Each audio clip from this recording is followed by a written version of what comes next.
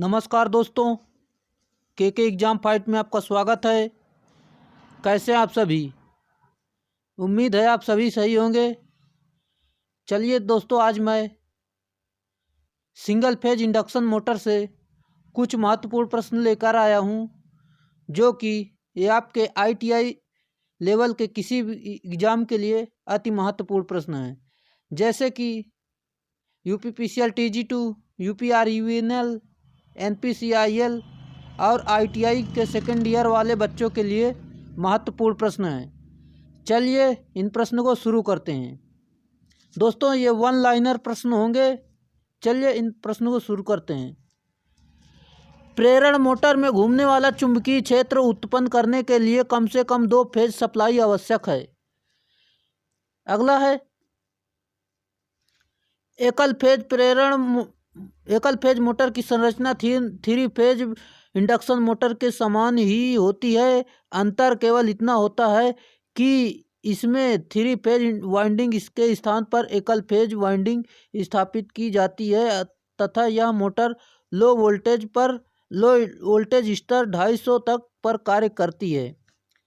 अगला है दोस्तों, स्लिप्ट फेज प्रेरण मोटर फेज स्प्लिटिंग के सिद्धांत पर कार्य करती है तथा इसका रोटर स्क्वायरल केज प्रकार का होता है।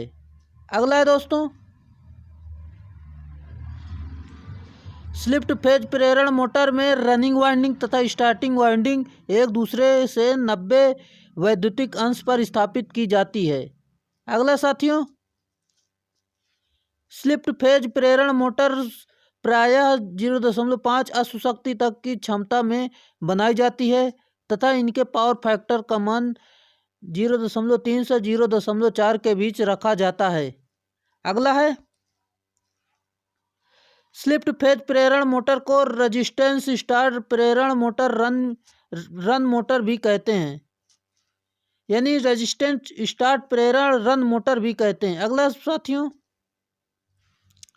कैपेसिटर प्रेरण मोटर का रोटर भी स्क्वायरल केज प्रकार का होता है। अगला है, कैपेसिटर स्टार्ट मोटर का प्रारंभिक टार्क रनिंग टार्क की अपेक्षा कई गुना अधिक होता है। अगला है, कैपेसिटर स्टार्ट मोटर का उपयोग बेल्ट चालित पंखे, blower, dryer, pump, washing machine आदि में किया जाता है। स्थायी कैपेसिटर मोटर में सेंट्रीफ्यूगल स्विच का प्रयोग नहीं किया जाता है। अगली है, स्थायी कैपेसिटर का मान कम अर्थात 2 से 2.5 माइक्रोफैरड रखा जाता है तथा यह 80% गति पर अधिकतम टार्क प्रदान करती है। Capacitor start capacitor run motor का प्रारंभिक टार्क रनिंग टार्क से 3 गुने से अधिक उच्च होता है तथा स्टार्टिंग व रनिंग दोनों काल में पावर फैक्टर का मान उच्च होता है। Capacitor start capacitor run motor 25% अधिक लोड पर भी पूर्ण दक्षता के साथ कार्यरत रहती है। अगला है, शेडेड पोल मोटर्स प्रायः 3 वाट से 125 वाट क्षमता में बनाई जाती है, जिनकी दक्षता बहुत कम अर्थात 5% से 35% तक होती है। वह एकल फेज प्रेरण मोटर जो प्रत्यावर्ती धारा तथा धारा दोनों पर लगभग समान गति से कार्य कर सके यूनिवर्सल मोटर कहलाती है। अगला साथियों, यूनिवर्सल मोटर की संरचना DC सीरीज मोटर की समान होती है तथा इसे AC अथवा DC किसी भी प्रकार की सप्लाई से चलाया जा सकता है। यूनिवर्सल मोटर को AC सीरीज मोटर भी कहते हैं। यूनिवर्सल मोटर की घूर्णन गति लोड पर व्युत्क्रमानुपाती होती है, अर्थात पूर्ण लोड पर कम तथा शून्य लोड पर अधिकतम होती है। अगला है,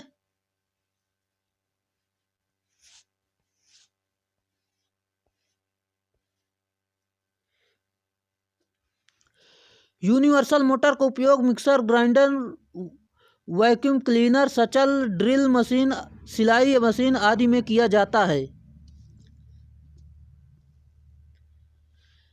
प्लेन रिपल्सन मोटर की गति ब्रशों की स्थिति पर निर्भर करती है, जो क्षेत्र ध्रुवों की अक्ष से 20% आगे रखे जाते हैं।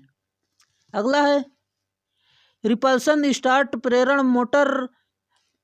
रन मोटर का प्रारंभिक टार्क पूर्ण लोड का 3 से 3.5 गुना तक होता है तथा प्रारंभिक विद्युत धारा पूर्ण लोड विद्युत धारा की 2 से 2.5 गुना तक होती है।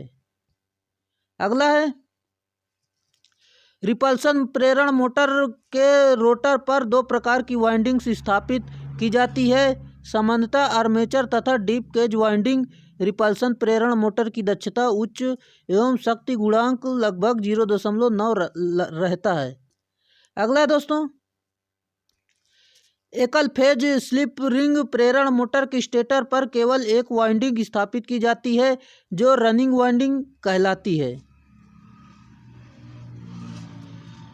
एकल फेज स्लिप रिंग प्रेरण मोटर में घूर्णन दिशा परिवर्तन की कोई व्यवस्था नहीं होती है।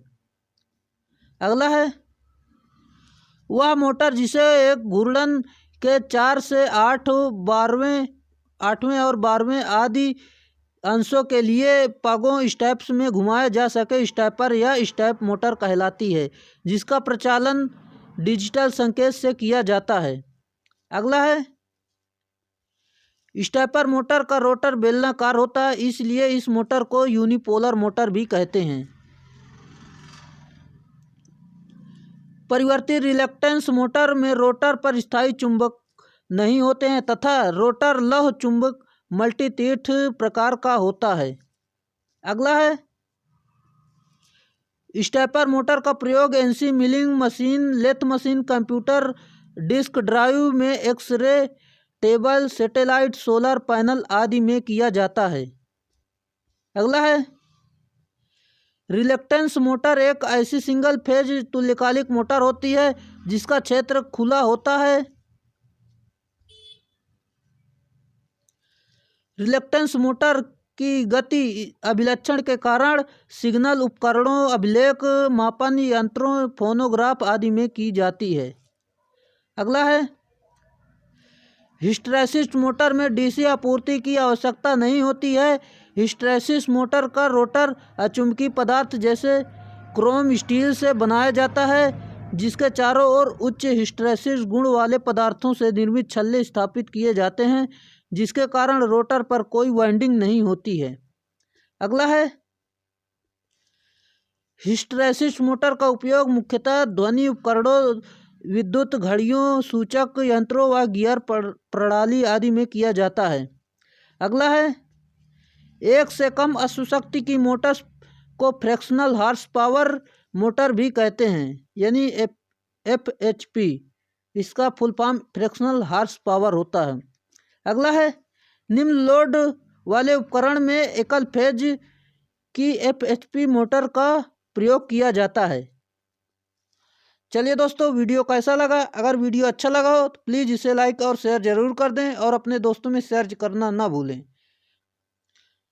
आज के लिए इतना ही, फिर मिलेंगे नेक्स्ट वीडियो में, तब तक के लिए बाय।